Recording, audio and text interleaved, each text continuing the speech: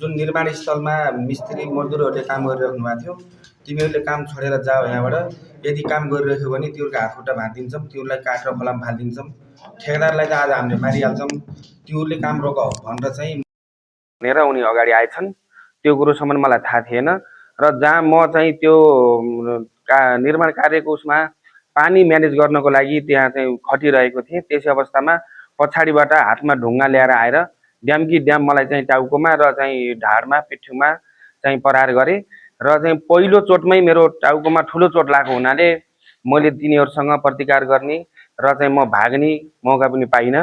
र मैले उनीहरूलाई मलाई किन हान्नुभयो, मैले के गल्ती गरेको छु र कसलाई के भुलेर पिट्नु भयो तपाईँहरूले भन्दाखेरि त ठेकेदार चोर, त यहाँ पैसा कमाउन आएको, जहाँबाट आइदिस् हुँदै जा भन्दै पिट्दै गर्नु। मैले बारम्बार अनुरोध गरेँ नमार्नुहोस् प्लिज, जति पिट्नु भयो पिटिसक्नु भयो, अब छोडिदिनुहोस्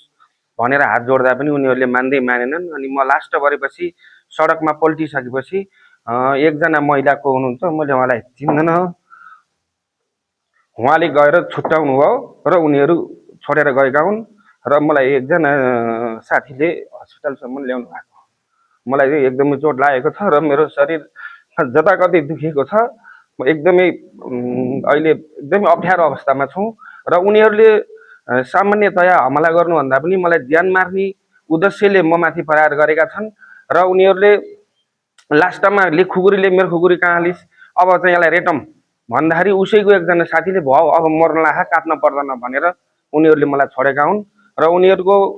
ले म माथि प्रहार गरेको हेर्दाखेरि उनीहरू एकदमै ज्यान मार्ने तरिकाले नै म माथि प्रहार भएको जस्तो मैले महसुस गरेको छु। अब यसको लागि म कानुनी प्रक्रिया अपनाउने, म अराजक ढङ्गले अगाडि नबढ्ने र कानुनी प्रक्रियाबाट अगाडि बढ्न पर्छ भनेर म चाहिँ अब जिल्ला प्रशासन कार्यालय, जिल्ला प्रहरी कार्यालयमा दरखास्त दिन, जारी दिन जाँदैछु। अब बाँकी कानुनले जे गर्ला म कानुन न्याय पाउँछु भन्ने पूर्ण आशावादी छु र यसमा चाहिँ सम्पूर्ण यहाँका बुद्धिजीवीहरू, पत्रकारजीहरू, सङ्घ संस्था लगायत यहाँका सम्पूर्ण भद्रभलाजीहरूबाट एउटा सार्वजनिक स्थलमा आफ्नो काममा चाहिँ खटिरहेको बेलामा यस्तै चाहिँ ज्यान मार्ने गरी हमला हुँदाखेरि म त आज चाहिँ एउटा कुटाइ खाएँ, मैले पिटाइ खाएँ र आगामी दिनहरूमा अन्य साथीहरूलाई पनि यस्तो नहोस्, यस्ता गतिविधिहरू, अराजक गतिविधि रोकिउन् र